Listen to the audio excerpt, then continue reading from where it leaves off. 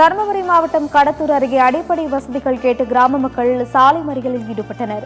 லிங்கநாயக்கன் அள்ளி அருகே உள்ள தாஸ் நகர் கிராம மக்கள் அடிப்படை வசதிகள் கேட்டு மாவட்ட நிர்வாகத்திடம் 20க்கும் மேற்பட்ட முறை மனு அளித்தும் எந்த நடவடிக்கையும் எடுக்கவில்லை என தெரிகிறது. அரூர் கடத்தூர் சாலையில் இருந்து தாஸ் நகருக்கு செல்லும் பாதையை விரிவாக்கம் செய்ய வேண்டும், நியாய விலைக் கடை, நூலகம், குடிநீர் தொட்டி, மின்விளக்கு உள்ளிட்ட அடிப்படை வசதிகளை செய்து தரக்கோரி கிராம மக்கள் அரூர் கடத்தூர் சாலையில் சுமார் 1 மணி நேரம் சாலை மறியலில் ஈடுபட்டனர். தங்களின் நீண்ட கால கோரிக்கை நிறைவேற்றவில்லை என்றால் வட்டார வளர்ச்சி அலுவலகத்தை முற்றுகையிட்டு தர்ணா போராட்டத்தில் ஈடுபடுவோம் என்று கிராம மக்கள் எச்சரிக்கை விடுத்துள்ளனர். வீட்டு முறை பட்டா வழங்கணும்னு கேட்டு நாங்கள் மனு கொடுத்துருக்குறோம். அது செவிசாய்க்கல. சாக்கடை வசதி இன்னைக்கு வரைக்கும் இல்லை. பெண்களுக்கு கழிப்பிட வசதி கேட்டால் அது இல்லை.